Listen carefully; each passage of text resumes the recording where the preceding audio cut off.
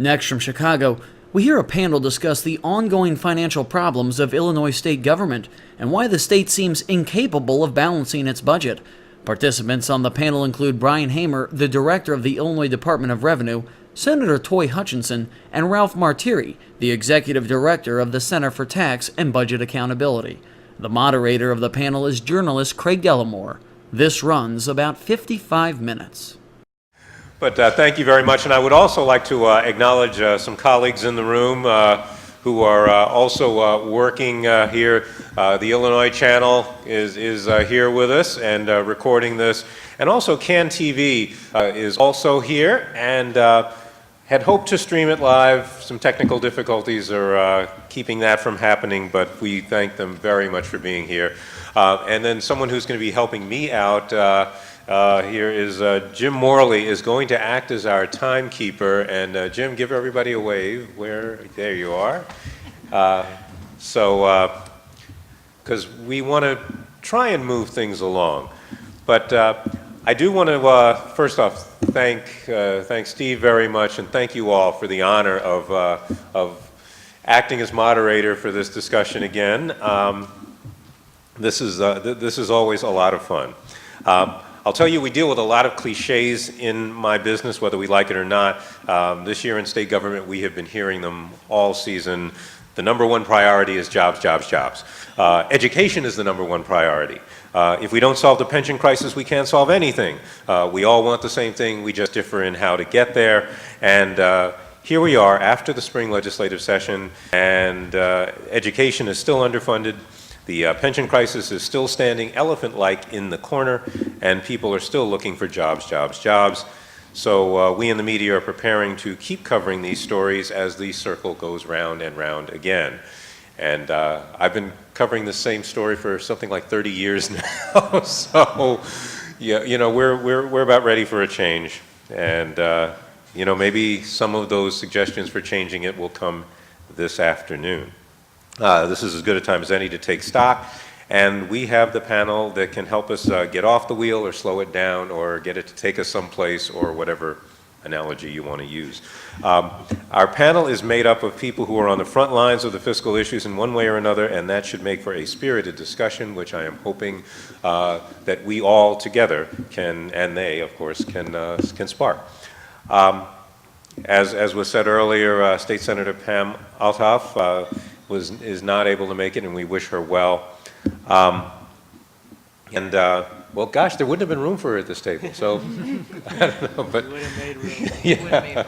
Yes, of course, and we do wish her well. I've covered her a number of times, and it's a shame she's not going to be here. But I guess I'm going to introduce the whole panel, and then we'll go to the questions. So, let me make sure I have the questions right where they should be. Okay.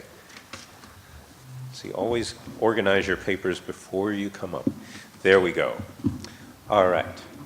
And it's in the right order, too. It's Hamer, right? It is. I thought I remembered that. Brian Hamer is director of the Illinois Department of Revenue, a job he's had since 2003. He advises Governor Quinn on tax policy issues, and he's in charge of collecting $48 billion a year for state and local governments. He was a top revenue official with the city of Chicago prior to his state service. He's got his BA from Yale and his law degree from Columbia. That's the one in New York. Which actually I went to Columbia too, so I'm used to having to remind people of that. State Senator Toi Hutchinson, someone I have covered often before. She's been in the Illinois Senate since 2009. This 40th District Democrat is the chair of the Senate Revenue Committee. Along with their counterparts in the House, the committee members have been touring the state to hear ideas about the state's business tax structure. She also has a strong interest in transportation matters. Now, replacing Philip Nelson is Chris Magnuson, who is the Executive Director of Operations and News and Communications for the Illinois Farm Bureau, and welcome.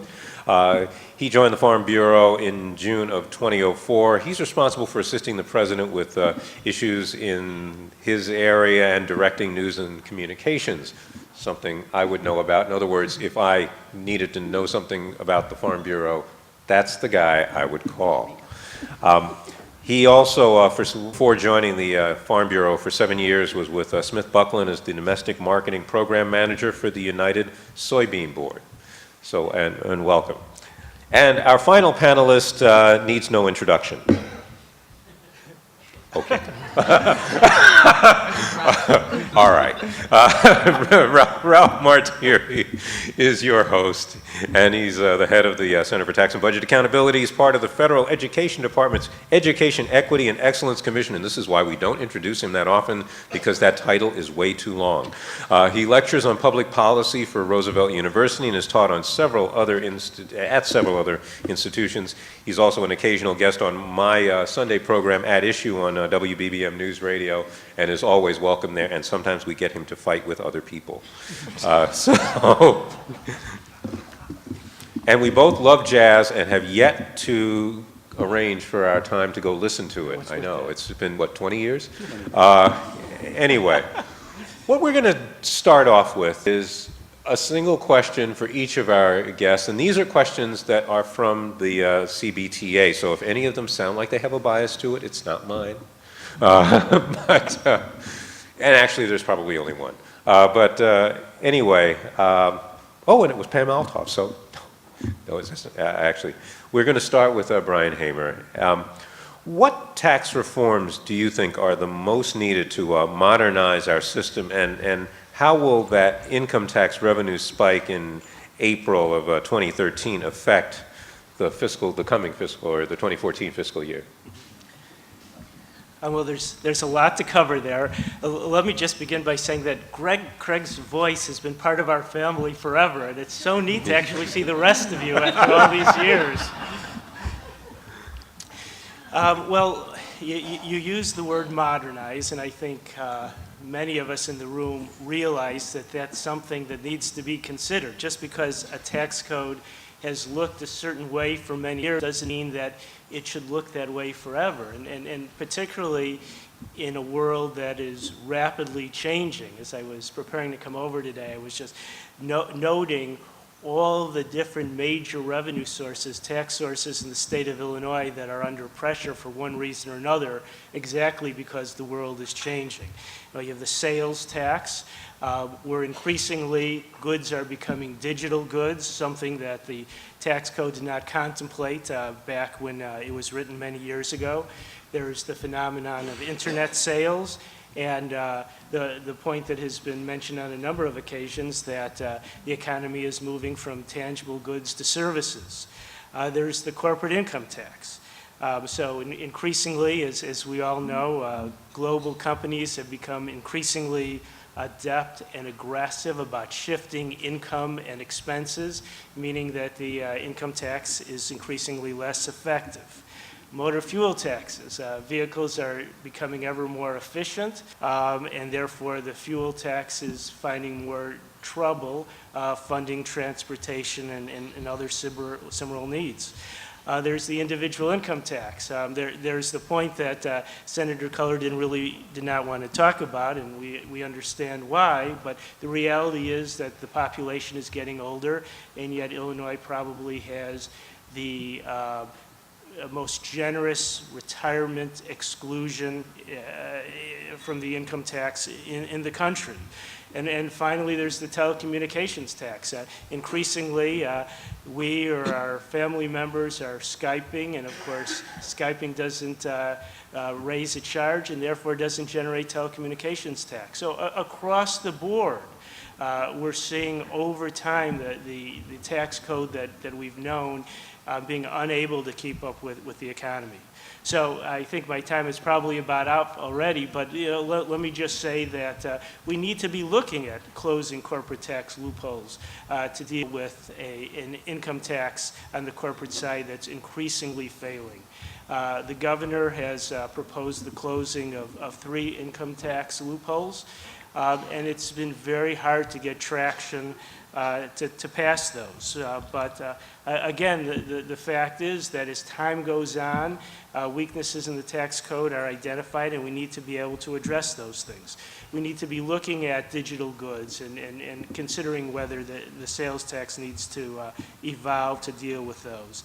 And we need to be looking hard at the flat tax. I noticed that in the materials that were distributed, there's a bar graph that shows how the income of upper income individuals in the state is growing substantially, whereas that's not the case at the other end of the income scale. So unless you have more of a graduated or progressive income tax structure, the fact is that the tax system is not going to keep up to the state's needs.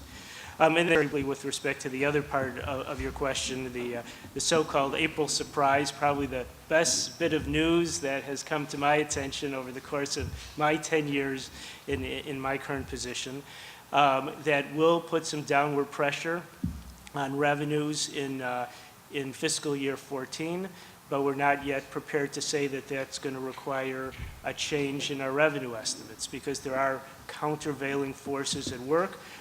We're seeing strong capital gains, strong increase in the stock market and also in dividends on the individual income tax side, and on the corporate income tax side, strong corporate profits, maybe higher profits than we originally anticipated when we were working on the budget a number of months ago. So it may well be that at the end of the day, the revenue stream pretty much ends up where we anticipated. It's still too early to say. I'll say that across the country, states are experiencing similar things, and to date, there's only one state that I know of that has reduced their fiscal year 14 revenue estimate in light of the April surprise. Thank you very much. Thank you. Okay, Senator Hutchinson, what role does fiscal reform play in realizing your vision for the future of Illinois? Good afternoon, everybody. It's interesting that Director Hamer brought up some of the individual things, so I'll speak globally because I think all things begin and end with the tax code. And so to say that we have a unworkable, antiquated, what's another bad, give me somebody a thesaurus for antiquated, but a tax code that is built, archaic, but a tax code that's built for an economy that doesn't exist anymore. And because of that, it manifests itself in structural deficits every single year. We cannot continue, and I'm speaking as someone who has to run for office every cycle, and that I see people every cycle say, I'm running for the education of our children, I'm running so everyone has access to health care, I'm running that we can turn the direction of this state around. You cannot do that if the one thing nobody ever wants to talk about because it elicits such strong emotions no matter where you fall on the political spectrum, if you cannot have a realistic conversation about taxes and about what taxes are there to do and about the fact that there is a massive disconnect between the taxes we pay and what those taxes are supposed to pay for. So when we think about what government ought do, what role should government play, that is directly related to how we fund it so that we can do what it is constituents expect for us. When we were dealing with the budget this last cycle, and we talked about increasing spending in education. Now, I'm not one of those people that every time someone says you increase spending that I see that as a bad thing. I don't, because I think investing in education is one of the smartest things we can do. We were facing funding education levels at 2003 numbers. So when we brought it up to 2008. Yay. It's 2013. A state that's going to be ready to receive my children, properly educated, and ready to participate in the stream of economic activity that I hope Illinois is the 5th largest state in the country, sitting right in the middle of the country. If you go east or west or north or south, you're probably coming through here. There's a reason why when China came to visit, they didn't go to Sheboygan, they came to Chicago. Because of who we are in the Midwest and where we sit in the stream of commerce worldwide. So my view of fiscal reform is directly related to my view of what government ought to do in the first place. And it should be efficient, it should be transparent, it should be accessible, and it should be open to the people who need it the most. But more than anything else is that when you have no place else to go, when you have no one else to rely on, your government ought to be there for you. That ought to be a place where you can turn. We don't let people die in the street. We don't recognize in talking points that we are competing on a global stage while we're educating for 20th century. We've got to educate our kids for the 21st century. We've got to create a tax code that works in the 20th century. We have to understand that as times change and demographics change and people change and demands change, we must be strong enough to change with it. So if that means looking at things like, why in the world would we give a tax credit to a state for production activities they do in their state? Right now, Illinois gives a break because of our mirroring, because of our melding with the federal tax code.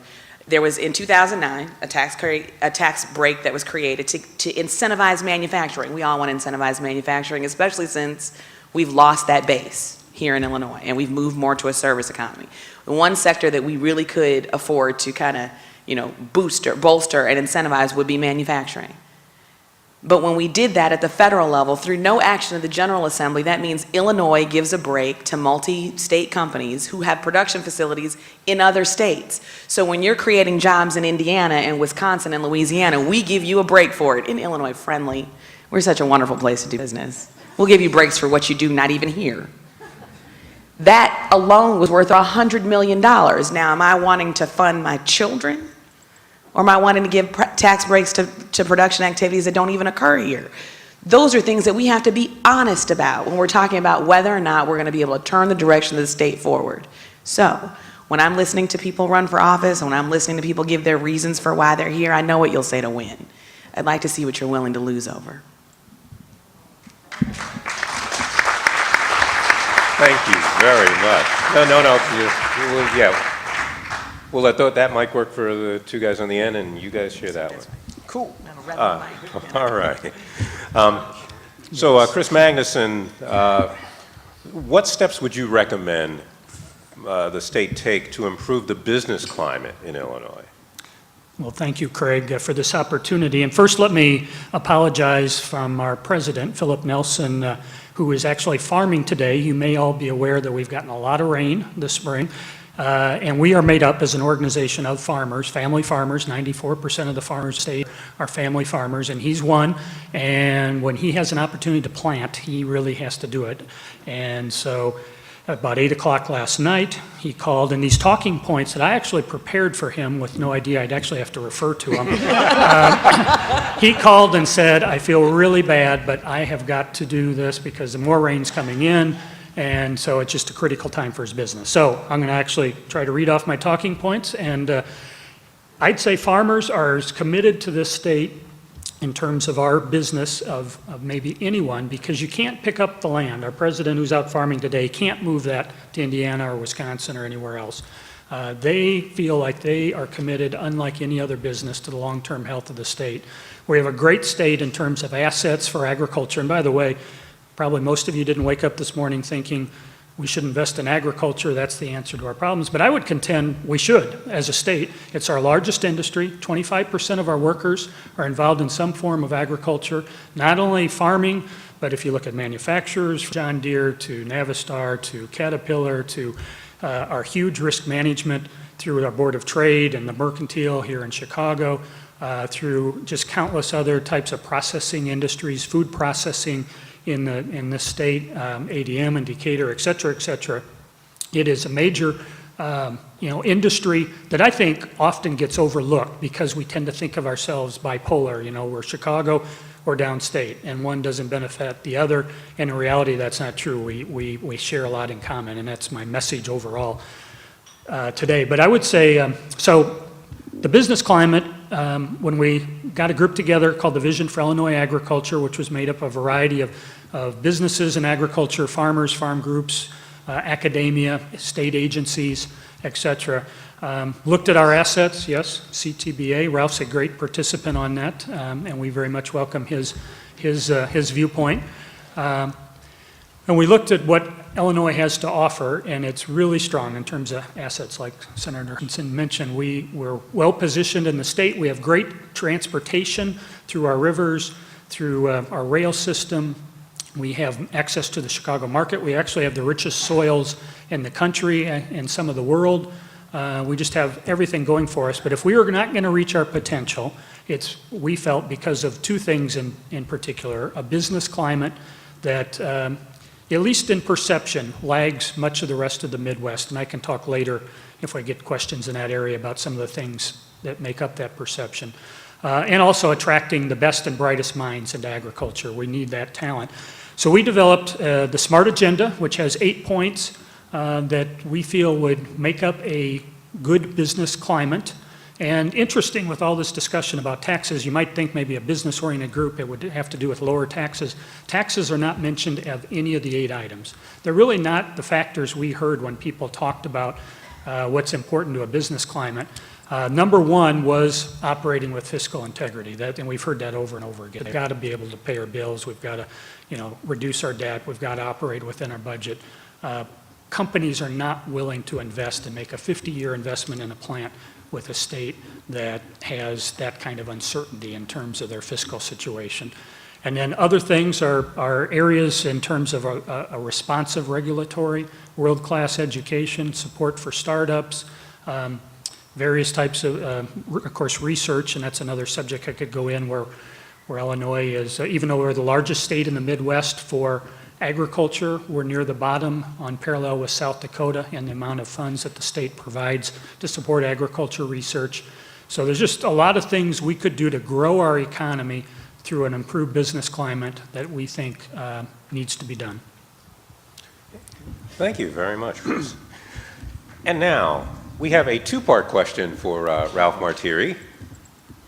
So you're saying 2 parts, but it's his playing field, his football. No, just kidding.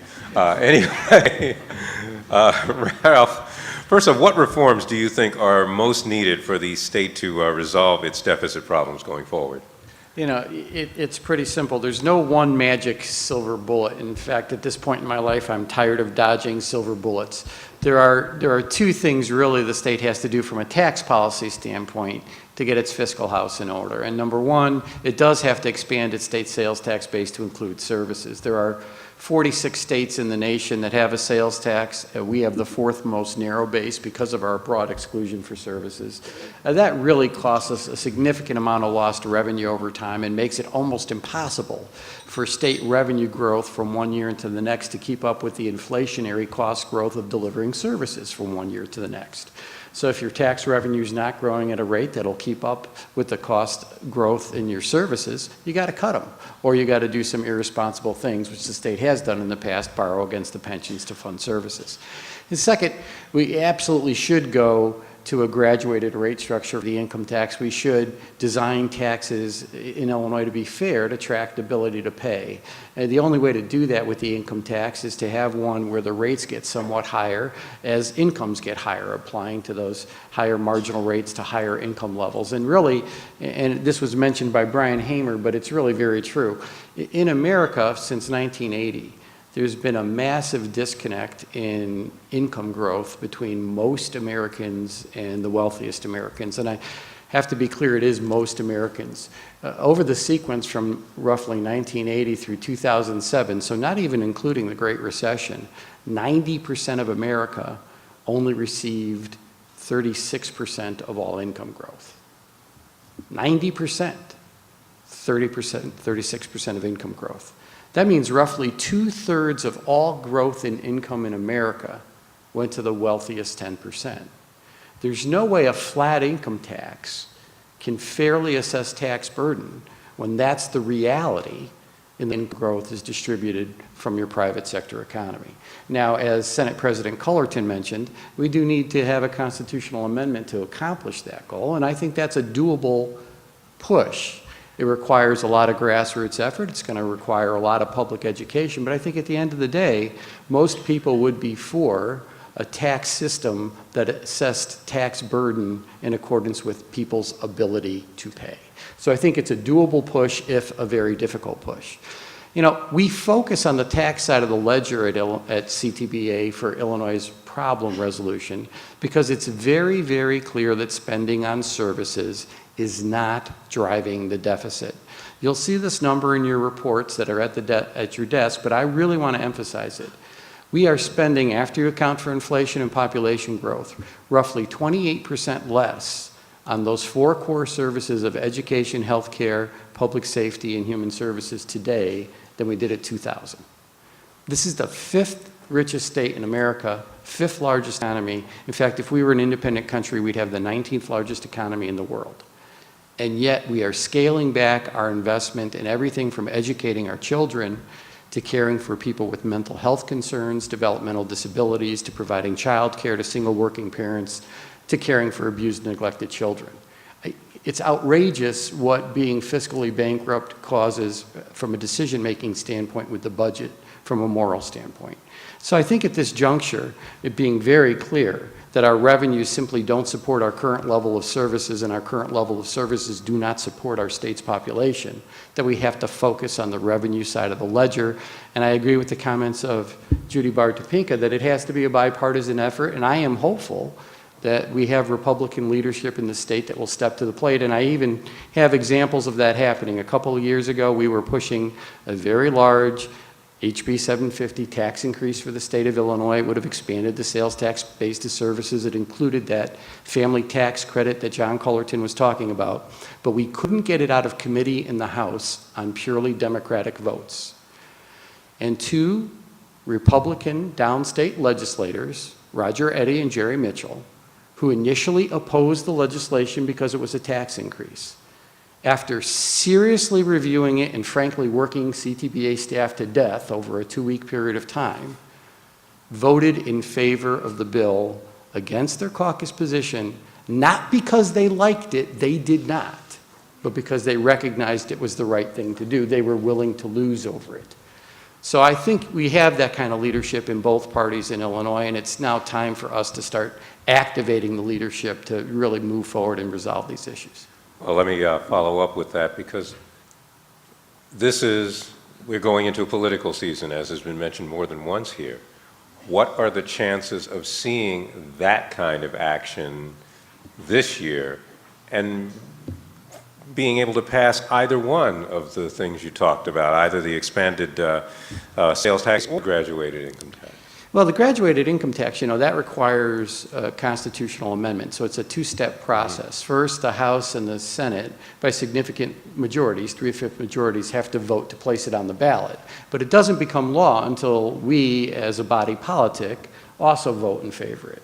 And I think even if you're a very conservative individual, whether you're in the Democratic or Republican Party, and you wouldn't support this approach to taxation yourself, you certainly have no reason not to vote in favor of a constitutional amendment, because at the end of the day, your constituents are deciding how they want to be taxed. And I don't think any elected official ought to fear what their constituents really want. So I think that there's a sales pitch to make there, even to very conservative members. So I think that that has a chance. As far as the gubernatorial candidates taking it on, I think it all depends on whether or not they pay attention to history. So we have the lesson of an election with Governor Walker defeating the incumbent Dan Ogilvy years ago over the income tax issue. And Governor Ogilvy was the advocate of the 1970 Constitutional Convention that created an income tax in Illinois. We didn't have one before then.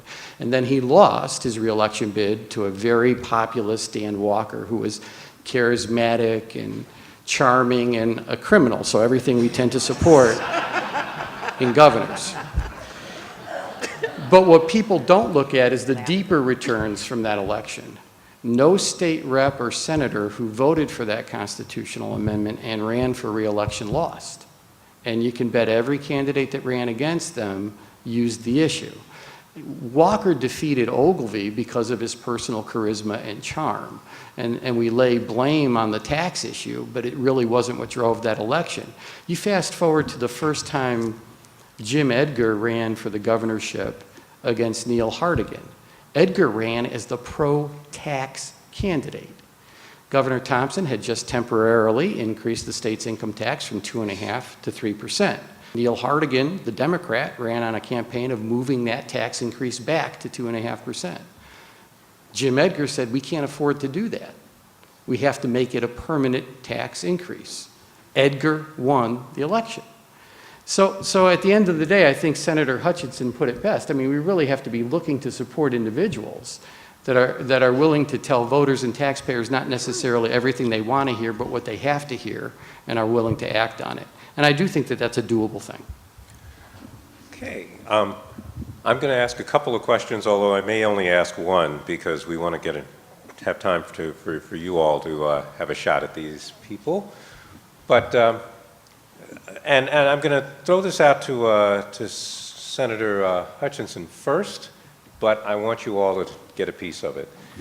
And that is to answer Senate President Cullerton's question, which is, so what does the legislature do when that money stops? Or does it keep the money going when the income tax is supposed to drop back down? Because right now we have people who have seen temporary, quote, taxes before, and even he was pointing out, yes, we in the media keep referring to it as temporary, wink, wink, taxes. What happens when that due date comes? One, I was one of the people who kind of felt like if we were going to do a quote-unquote temporary income tax, we should have done it high enough to actually solve something. So to do a temporary income tax that still didn't cover what it was we needed to cover, in addition to the fact that we did not refinance our backlog of bills. Now, I've heard it said a million times that you all passed an income tax increase. It was supposed to pay off all the old bills, and you didn't do it, and that's why we have a spending problem and not a revenue problem. Failing to mention the fact that we did not refinance or restructure our debt. Now, for the life of me, I understand why it is acceptable to float the debt of the state of Illinois on the backs of people who do business with the state of Illinois. That is financing our debt on the backs of people who didn't give us permission to do it. That is fundamentally wrong and unfair and violates basic principles of contract law. So why we didn't refinance the debt is because we came down to a large political argument that was no borrowing. And because Illinois' problems are so big and so massive, when you distill them into one soundbite, no borrowing under any circumstances, as if your mortgage debt is bad or student loan debt is bad, or the fact that that debt is existing debt. We're not creating new debt, that's existing debt. That's debt that's not gonna go away. We have to handle it. Why we would not go to lenders who wanna lend us the money to pay our vendors who are owed the money is, I don't understand that. So that's one piece of the puzzle. When we get to the point where people realize that this income tax is about to go away, and what that means on the budget, what that means on those things that you ran for office swearing that you were going to protect. Your school, public safety, healthcare, human services. When they realize how significant that hole is, absent a serious change in the tax code for a different, a progressive income tax, or that we closed, I'm sitting here with a page right now, $696 million in loopholes we could look at. There's $1.4 billion we could look at, because to the point that Ralph made earlier, we argue over appropriations, we pay absolutely no attention to the billions that go through the revenue code. No attention whatsoever. So that $100 million I talked about earlier is $100 million less going to education, $100 million less going to healthcare. And if we don't understand both sides of the ledger, because no business worth its salt can balance the books on only one side of the ledger, you have to look at both sides. So when people realize how significant that hole is, then we'll have a real conversation about whether or not that income tax is quote unquote temporary or not. So I think it's time for truth telling in Illinois. Anybody? Well, let me come back to you. Sure. Because Brian, you raised a couple of issues that we haven't talked about, or that we don't talk about enough. The telecommunications tax is one, the retirement benefits is another. Do we have to start looking at those things? And now I know you're part of the administration, so you have to be careful. I think my point just is that both the residents, the taxpayers of Illinois, and public officials need to be looking at everything. These are challenging times. I agree completely with Senator Hutchinson that it's not just about one side of the budget.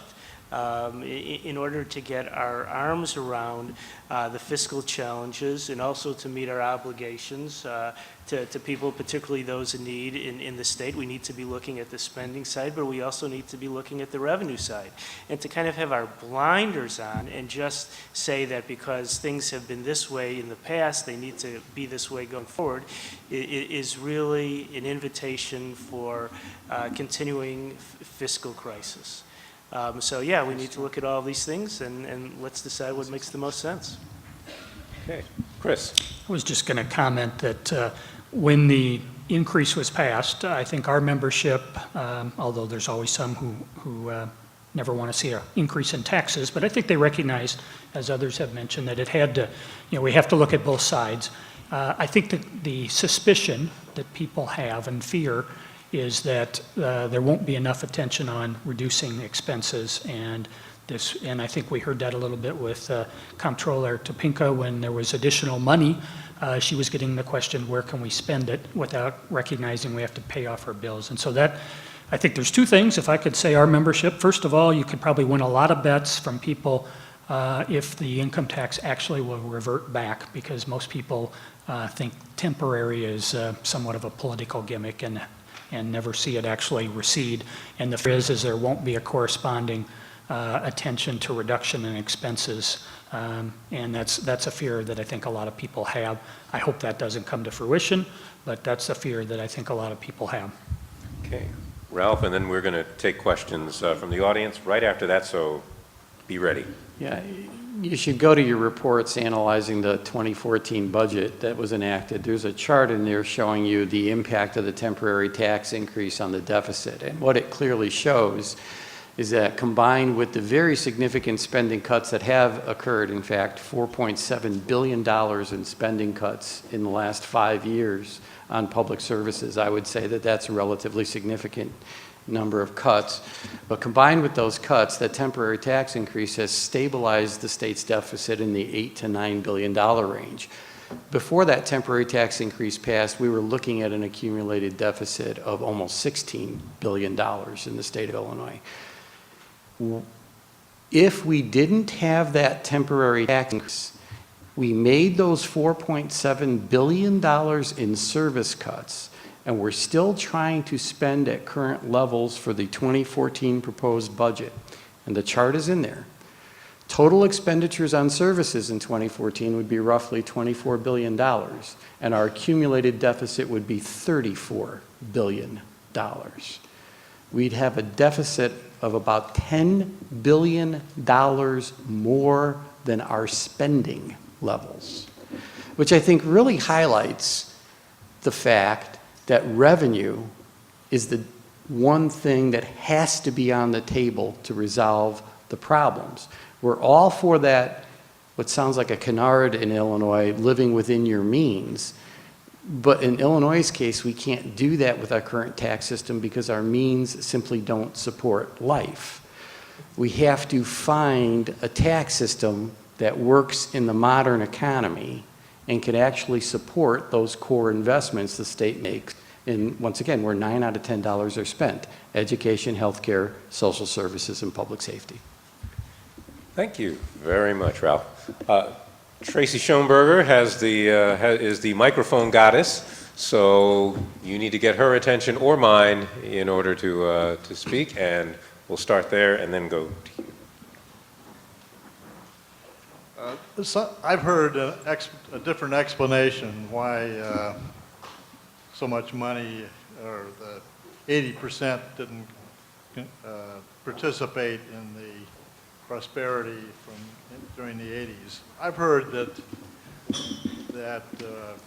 in wages, what you said is true, but in fringe benefits, especially health care costs, that's what really ate up anything that could be put on their wages. This just shows, the data sets that I am citing are Internal Revenue Service data sets, share in growth of income over time. And what's remarkable about 90% of America only sharing in about 36% of the income growth from 1980 through 2007 is that the prior decades when we were building a middle class and we had more generous benefits, the income distribution was flipped. And the bottom 90% got about 64, 65% of all income growth in America, again, according to Internal Revenue Service returns, with the wealthiest 10% getting 36%. So there has been no spike in benefits payable to middle income and low income working families. In fact, their benefits have been reduced.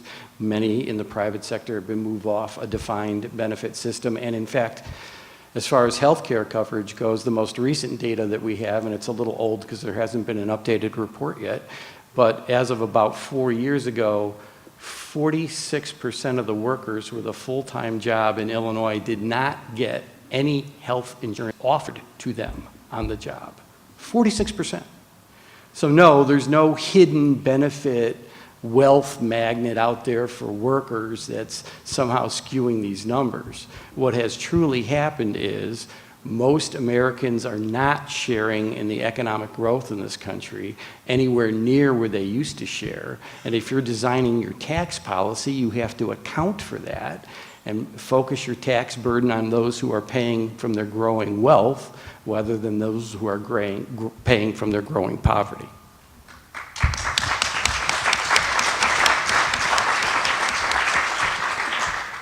This is a question for Senator Hutchinson. You'd mentioned that there are manufacturers who get a tax benefit for manufacturing not within our own state. How do we get rid of that? We put it in a bill. We have a bill.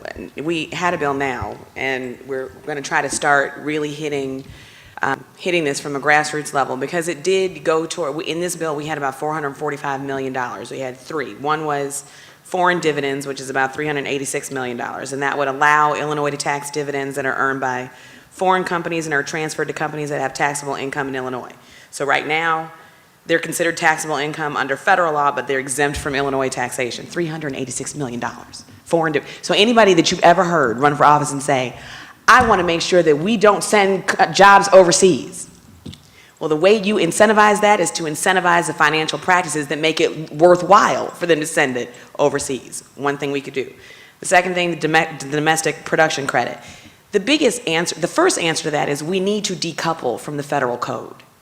Right now, Illinois is one of, I think, only 22 states that are coupled with the federal code. And there are folks who don't want us to separate. 22 states have done it, because the best analogy I can come up with is it's like being in the middle of a storm and it's rainy and it's windy and the street is windy and you're telling me I can't steer. We have to stay, everything has to stay exactly the way it is right now. I can't steer to get out of this. We have to make our own decisions on our tax code based on the economy and the conditions as we find them in this state. And the only way to do that is if we're making our own decisions. That's why 22 states have decoupled from the federal code, because we end up giving breaks and incentives through no action of the General Assembly, which continues the practice that we have in this state of tax policy as buckshot. We just shoot and hope it hits someplace, and there's no policy that surrounds why we give an incentive, to whom we give an incentive. Is it targeted? Is it measurable? Will we see a return on our investment and create a tax code that actually works for a 21st century economy? We cannot have a tax code built for 1913 in 2013. I have a question for Senator Hutchinson. Senator Hutchinson, just to shift gears for a moment, I'm concerned with the economic viability of the south suburbs. Could you please elaborate on what the position is with the third airport?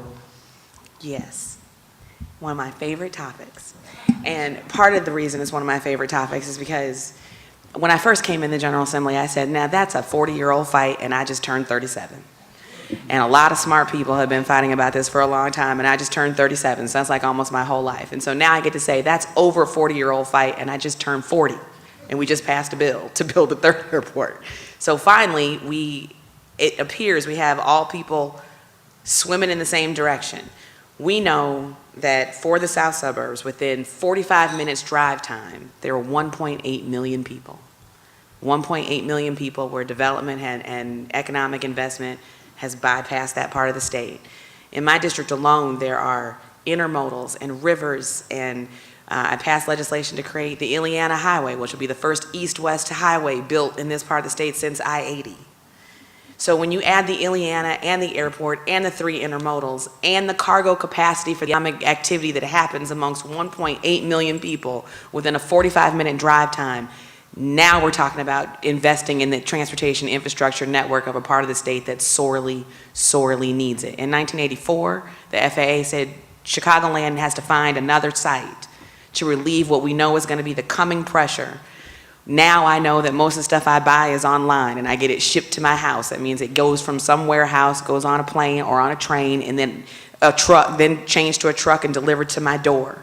The way our commerce moves now tells us that we have a real shot at some economic development in the south suburbs. So I'm very, very pleased that after decades and decades and decades, representatives from Will County and Kankakee County and Cook County came together and invested in us. So it was an exciting day on the last day of session. So we have a shot, but we only got one time to do it right. So this is just the beginning, not the end, just the beginning. Thank you. This is going to be our last question, then I'm going to turn it back over to Mr. Martire, our host. There's only been a couple mentions of health care. I think somebody said that 46% of workers were not offered it at work. Isn't that about to change with the Affordable Health Care Act? And will Illinois be ready by the October 1st, which I think is the October 1st deadline for the so-called marketplace or exchanges? And I also keep hearing that people will be able to choose from various plans online, but aren't most people who would benefit from this healthcare expansion not the type of people that would have computers in their homes to look online in order to find these choices? And how will that affect the overall budget? I realize that's 3 questions, but they all kind of fit together. You cheated. Thanks. Are you guys ready for implementation? No. That's what I thought. That's what I thought. Ralph just said, are you guys ready for implementation? I said, no. We are behind. We're behind. You know, and part of that was wrapped up in the political arguments as to whether or not the Affordable Care Act was going to be struck by the Supreme Court. So there was a contingency of folks in Illinois that didn't want to put down any of the markers that we needed to put down to have our healthcare exchanges ready for implementation in 2014. I think we're trying now to figure out, one, with the federal government's promise to pay 100% of new enrollees in Medicaid as a result of that, and then going forward after that, 90% of that, what that means to our Medicaid budget here. And while we're having these conversations, we are still stuck in the who's eligible to be on Medicaid in the first place. So it's going to be a bumpy road in that people who understand that for the poorest of the poor, we cannot erode the safety net that happens because you pay more for that in the end. It doesn't make sense for us to pay 3 times cost when we can try to do everything we can to get people proper coverage now so that they can have primary care visits. They don't present in the emergency room, which is again 3 to 4 times the cost of that. They're not stuck in a mire of unnecessary tests and unnecessary procedures when you're getting regular coordinated care along the way. What we're finding now is that and remember what I said earlier was, what's the role of government? What ought government do? What are we charged with doing?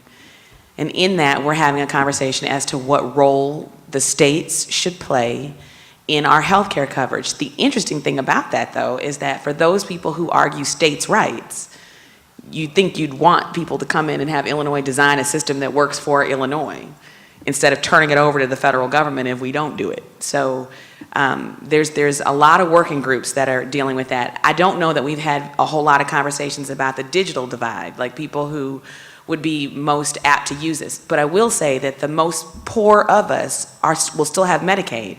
We're trying to deal with people who would have coverage if they could afford it. These are the working poor with no benefits. These are people who, were single and didn't have children, which we're now covering. These are folks who are participating in the economic stream. They have smartphones, they have other things. They just can't necessarily handle $5,000 deductibles on their care. So I don't know that the digital divide is going to be as significant in that population of folks, because these are people who, but if there is a problem with that, we'll have to make a little buttonhole note to make sure that that's something we look at. Right now, I think it's more about the policy direction that we're going to go in as to who should be in this and who can we move out of the Medicaid rolls and onto being fully covered, or at least covered in a way that they can afford it. Thank you very much. And I would like us all to thank our panel this afternoon. This has been really Brian Hamer, Toi Hutchinson, Chris Magnuson, and Ralph Martire. It's been a real pleasure for me, and so much of a pleasure that I'm going to tell you that excerpts of this panel, and in fact even some of the remarks of our keynote speakers, are going to be part of our at-issue program Sunday on WBBM. So you'll get to hear some of it again. But anyway, thank you very much for your good questions and for your keen attention. Ralph, back to you. I'm going to stand to talk.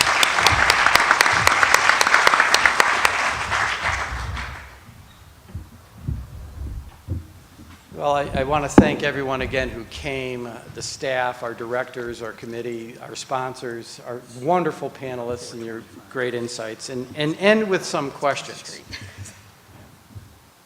I want you to think of a word to describe a state.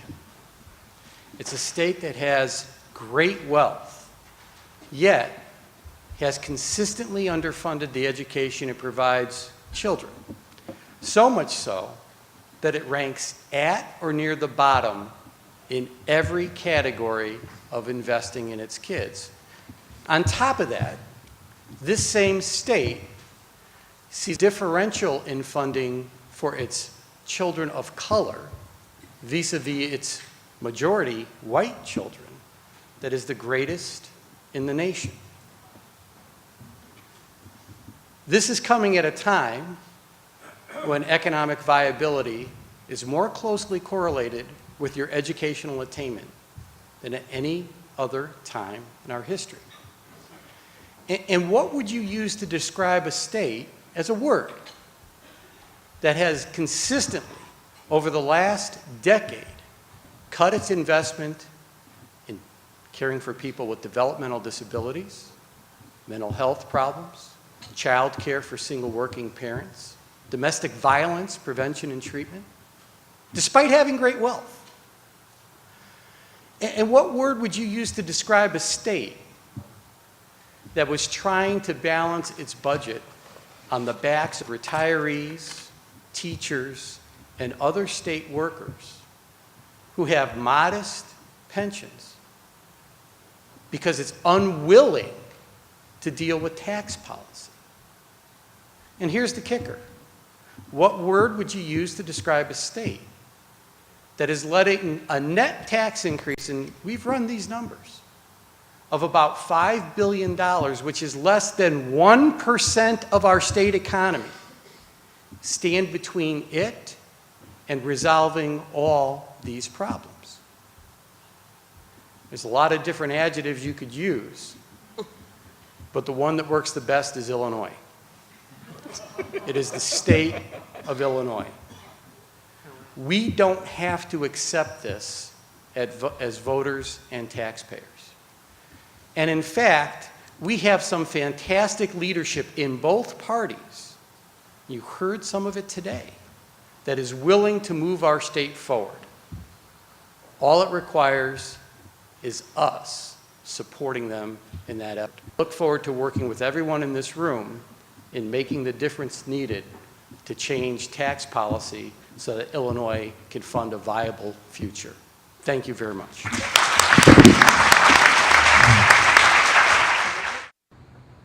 You're watching the Illinois Channel, an independent nonprofit corporation formed to provide gavel-to-gavel coverage of Illinois state government and other public affairs events taking place across Illinois.